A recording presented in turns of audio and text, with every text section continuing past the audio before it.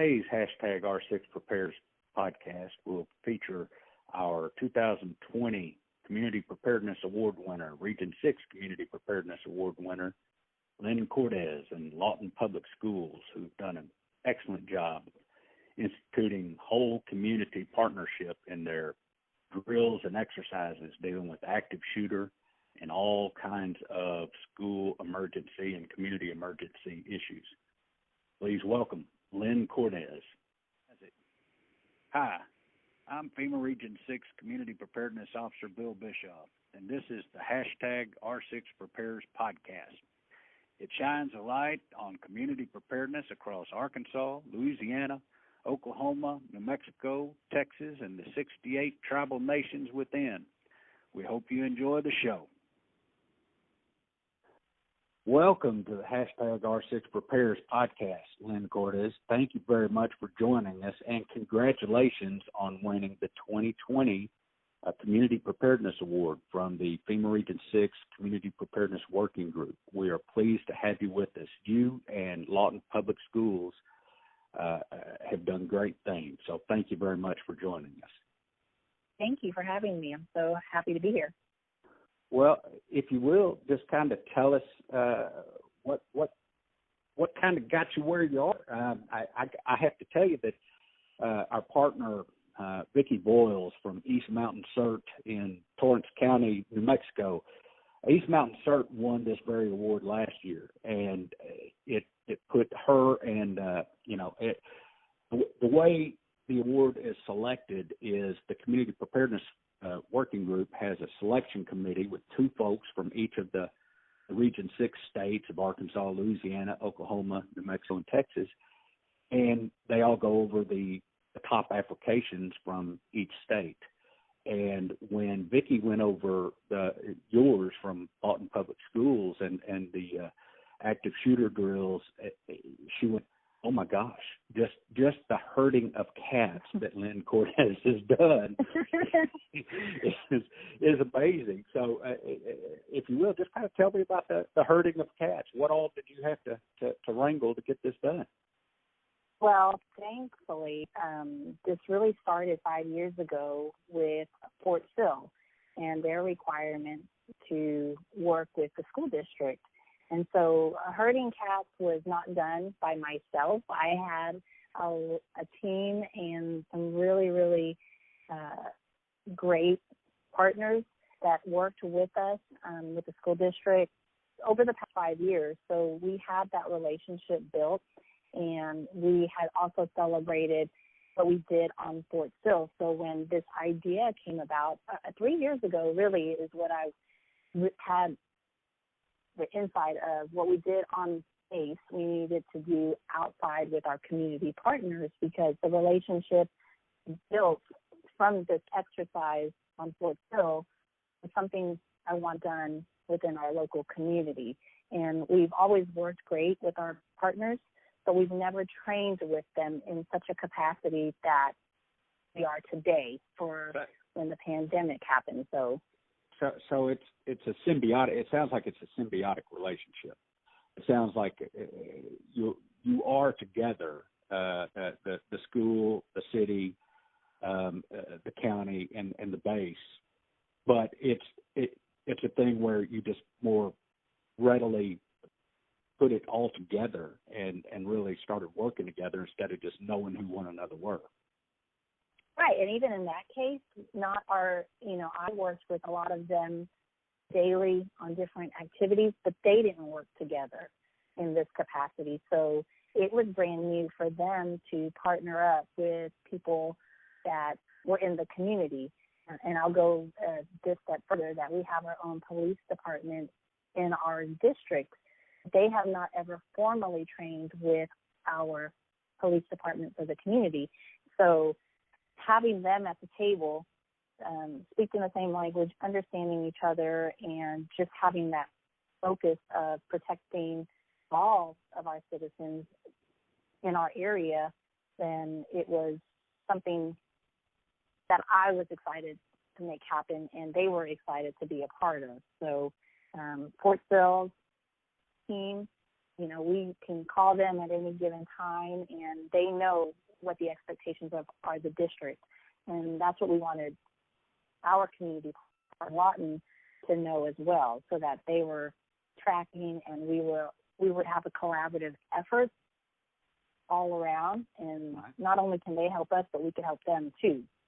So it kind of started on the base, it sounds like, and then moved off into the schools. Am I following that correctly? Because they were required 5 years ago, Fort Sill, we have our Lawton Public Schools. This is kind of different for Fort Sill in that the school on the base is owned by the community, Lawton Public Schools. It's not a DOD school. So they didn't have jurisdiction in our building, but we did.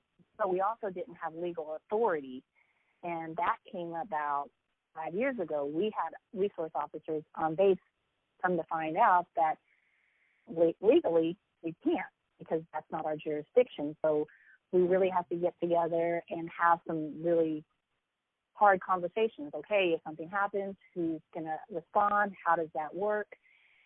With that mandate by the federal government to partner with your school on the installation, and that opened up some other things that we were unaware of. I mean, we just had been going through it like it was our building, we had jurisdiction, and you know what I mean? So it was really eye-opening for us to know that if something happened, we could not, by law, handle it with our officers. So we had to bring their officers in, and they had to come in, and that was different for them. They're used to taking care of the installation, not a school, and those type of matters. That's always been left to the school district. So, it was an education aspect for everybody involved, but I mean, it really, by the time we were done with our first exercises, we formed some really good relationships. If we had issues, we called them. We had 2 exercises. This is where it really sparked for me, but we went through 2 active shooter exercises on Fort Sill, and we still had not done anything in Lawton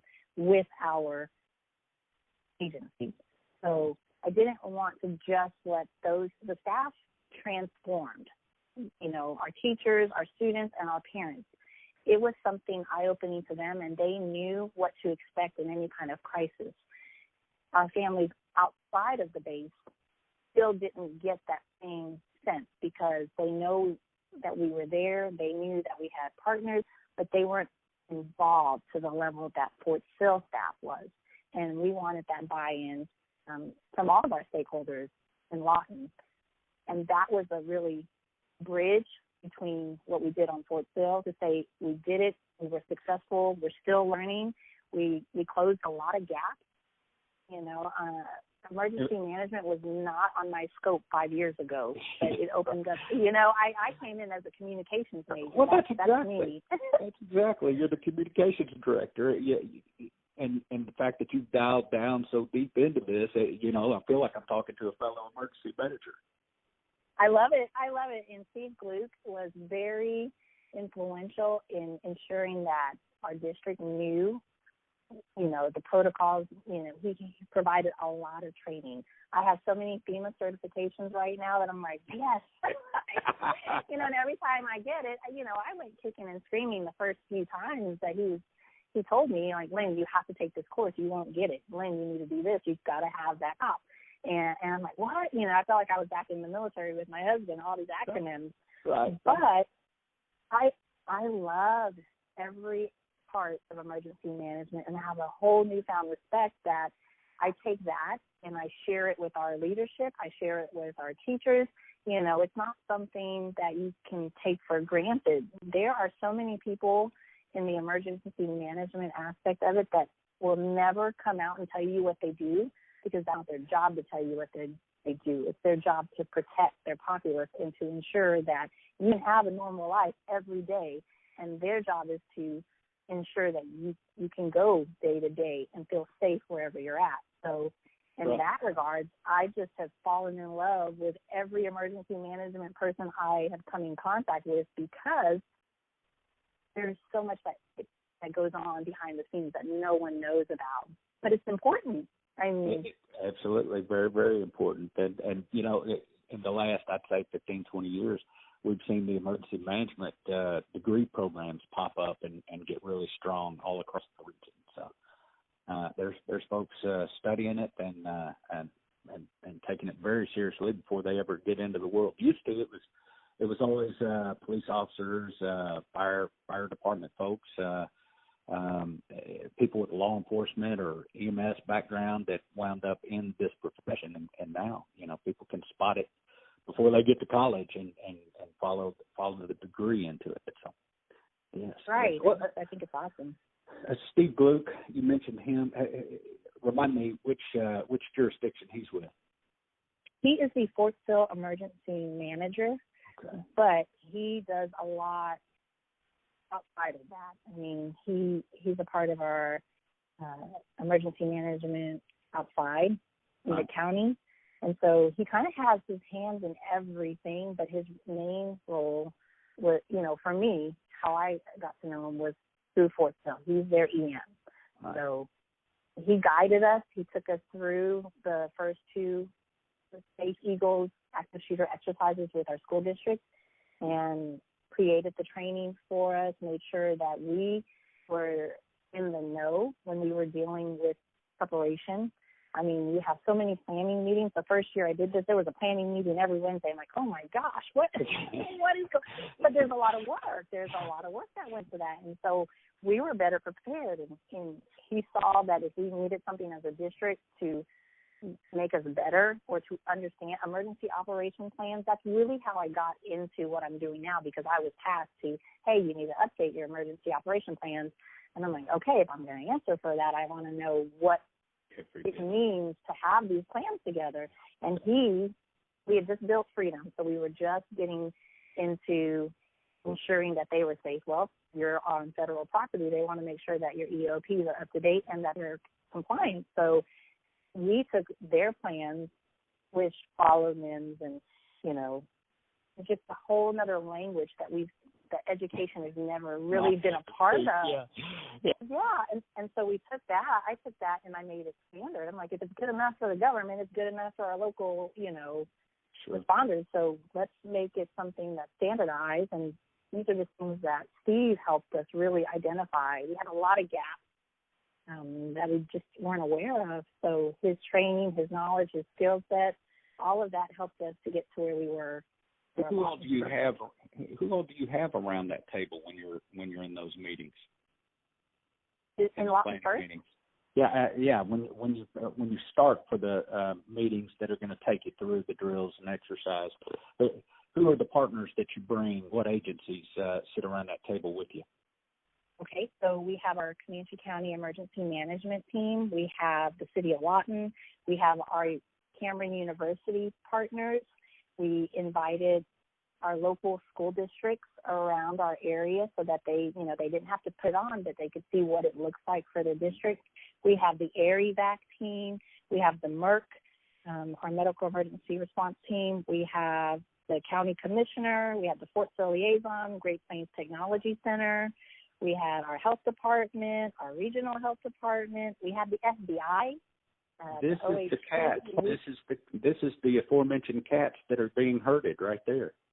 That's it, right. And then we even got Red Cross. We have our ambulance. We have two services here, Comanche County and Kirks. They both were involved. Our Indian hospital, every hospital in our area was invited, and they participated. Salvation Army, and this one was even great at the end as we started getting into really planning. We have our casino, Apache Casino. They jumped in and wanted to partner up to see how they could help. But we have the E911 Center. All of those individuals we had in every meeting. There was a representative, and every Wednesday when we first started, they made a commitment. So if they couldn't come, they sent a representative. So there were 30-plus organizations that were involved with Lawton First, even down to our, state representatives. We had two of those individuals that came. Oh, my goodness. So once you get that crew together and you follow it through to the first, what's the first exercise look like? Is it? we did the seminar. We brought them all to the table and showed them what we did on Fort Sill. We talked about what it meant for the district, what, the exercise series was going to entail, what their partnership meant. The mayor was there, and he was involved, and we had the representatives come and speak. So, that was our first exercise that we did. Complete and total buy-in, top to bottom, from local to state and military. My goodness. Correct. So where do you go from that one? Then we continue to plan for our tabletop exercise. And there we had maps taken care of. We broke each group up into, if an event would happen, where each entity and organization would fall. So we had the community partners, we had the incident command, which then turned into a unified command. Mm-hmm. We had our policy makers, we had the school district, we had the medical emergency side, and then we also had our fires and, just where you have stray cats. Okay, here's all these people. What do we do with them? Put them over here. So, yeah. We had all these individuals at the tabletop, and during the tabletop, they were moving. They're like, okay, do you really belong in this area? Well, no, I need to be over there because I'm the one that's going to make the decision for my organization. So we would move them. It was a 3-hour session, really, a tabletop where we talked and did all of that. And all of this was to go into the, full scale and the functional exercise. Those were our next two that we had. Well, before you get to those, so you're training for active shooter, but Lawton's passed. Has Lawton dealt with active shooter situations before, or is it just that thing where it's happening everywhere? It could happen here. What's the main hazard that Lawton deals with? Well, we have a lot of different hazards, but in regards to active shooter, for the school district, you see the news, you turn it on, and every time I saw something come over, it just, my heart dropped, and my mouth was like, what do we do? Are we prepared? So for us, for the district, we didn't want to get to that saying, wish we would have.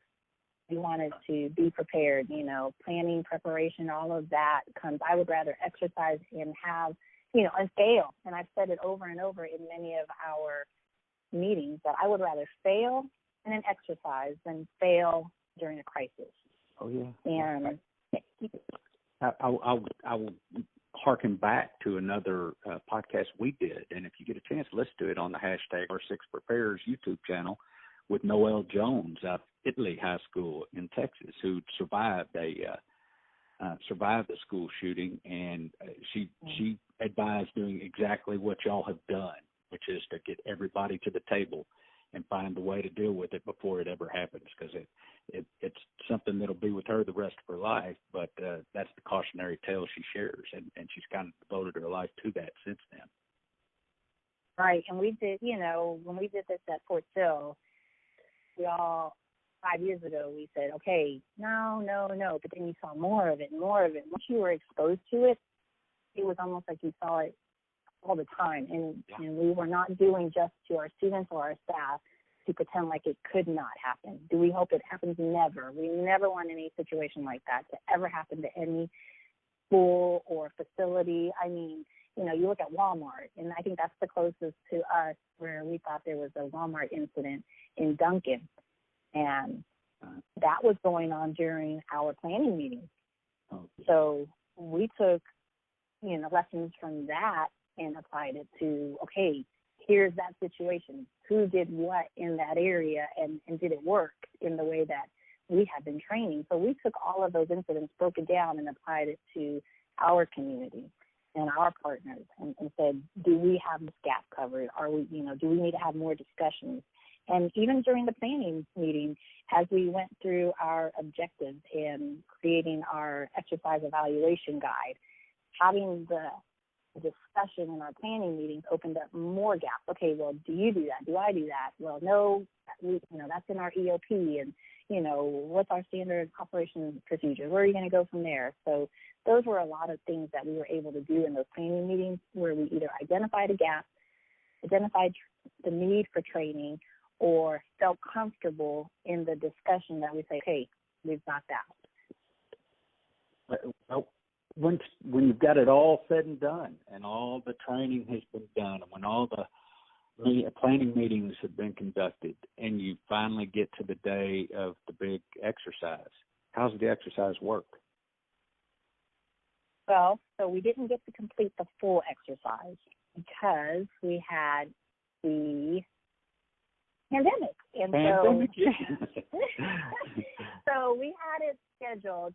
We had, we did have our seminar. We did have our tabletop. 2 weeks before our functional exercise, COVID happened, and we were all preparing for that. Our mind shift and our strategies changed because we were preparing for that active shooter, and now all of us at the table were getting ready to face the pandemic. So we took everything, so we didn't get to do the complete series, but everything we learned took us through COVID in our community. We called each other from the health department to Fort Sill to the county. Everything that we trained for helped us get through the pandemic without chaos. I truly. Yeah. That is the lesson. I mean, it's tough training for anything, but if you train together, then at some point you're a team that can face anything, and that's what you're the glue that kind of put that team together and keeps it together. And it sounds like it's a strong team. It's a wonderful team, and I'm so proud of everything that we've done. We didn't get to do the full scale, but that's not the way. We are still determined when everything gets back to normal to continue our planning meetings and have this exercise, because to us it's not done. We were paused. We were able to take everything we learned from our planning meeting and apply it to COVID. And I promise, and I say it every time, if we did not have those partnerships laid out and those relationships built and the conversation had, our community would be in more stress trying to figure out what's the next step, what's the next move. But we were able to pick up the phone, know who to call. Relationships are already built. Yeah. Exactly. And it just made, nobody wanted to do with the pandemic. We hoped it never got to where it got, but it did. And we were able to get through it together. And everybody had somebody to reach out to and rely on. And nobody in our community had to do it alone. That was the big thing. We all did it together, and we did it with relationships built from this actual exercise that we were planning. When it comes to, can you elaborate on the full scale exercise that was going to happen? Now, are we letting out any secrets if I ask you what was the scenario going to be, and was there any trepidation? Were the school parents ready? And I ask that question only because in dealing with the shooter training in the past, I've come to know that some folks get quite concerned that the training itself can be more traumatic than, or can be perceived as being more traumatic than the real thing. So right. So we did learn some lessons from Fort Sill, and the one thing that was our big takeaway, because when we said we were going to do this, at one of our schools, are the kids going to be involved and our parents going to be involved? Because they have heard about another full-scale exercise that had been done with students, and they were not aware, and the trauma it caused. And so we started the first exercise on Fort Sill with no students. It was simply administration, staff, and a select group of parents that could play the part. And then we used community members. So, I'm not telling any secret in the fact that when we planned our full scale, it was in June. It was scheduled for June, and it was scheduled when there were no students in the building. We were going to block the area of the school that we were going to use, and we were only using individuals who volunteered and knew that what they were going to participate in was truly an exercise. So we were mindful in not including any students this time. The second time we did the Safe Eagles on Fort Sill, we used students, and we had parents' permission. It was an all-day event, but the kids never knew what they were there for. To them, the teachers trained them that we're going on a field trip. They did they did drills where they would actually evac out of their school to their, reunification center. And so they were used to walking. They just thought they were going on another drill. That's what you need to do. Yep, behind the scenes, we were a chaotic mess, an organized chaotic mess full of parents and staff. We had 1,200 students participate in that exercise. So we knew we wanted to do that with the one in, Lawton. We didn't want students the first time. We wanted to make sure that the staff had the buy-in, that the community members, could be successful in a stressful environment. And then we would do another one in 2 years where we could include students. Again, during a time where parents had the opportunity to opt their student out if they didn't want to participate. We did not plan on having any kids in the full scale. Okay. So, and I think that's the way you should do it. We did, the one thing that was really good for us is everything we did was put out in the media.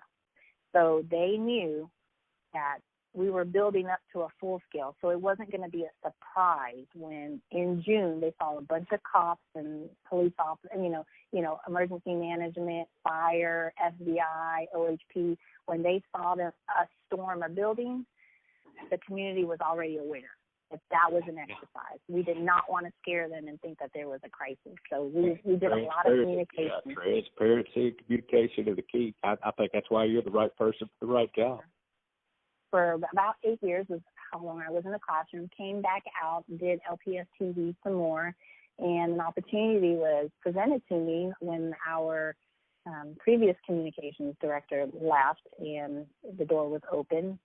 And I took a chance, I've always done media production in some form or facet, and not communications in this regard, but had a lot of people who believed in me and trusted me to do a good job. And so I've never taken that for granted when I got into this role, and have just wanted to make everybody proud and do the best for the district. And so I think the 17 years in LPS built me for what I'm doing today because of the relationships and just understanding what goes on in the district, and then getting the chance to meet people outside of our district that help us be successful. So in short, I've always been a communications major. I graduated from Cameron University, and they taught me so many wonderful things and skills, and just have continued to press on and teach the same love and passion that I have for that field to our students, and now share it again with our community. So it comes through even as you wear that emergency manager hat as well. And I do find that the emergency managers I know in community preparedness tend to be wearing the community preparedness hat as an extra. That is not really much of an assignment for them, but they come to it and find it's one of the most rewarding things they ever do. And it sounds as if that has been the case for you, that it's part of your calling as well. Well, I have been fortunate that people have trusted me, and I truly love every aspect of emergency management and the people and relationships that I've built from there. So truly blessed and honored to be a part of, this group. Well, thank you, Lynn, and thank you to Lawton Public Schools for doing what they're doing, and the whole community, Fort Sill, the county folks, Comanche County, the state folks, health office, everybody. Thank you very much for doing what you're doing. Thank you. Thank you again for the time. We really, really appreciate it. I do as well. So thank you for everything. Thank you for listening to the #R6 Prepares podcast. We'd like to thank Leland Baker for his production. We'd also like to thank our leadership, Shirley Fox, Lisa Hammond, Randy Michelle, and Tony Robin, for their support here at FEMA Region 6. Thank you.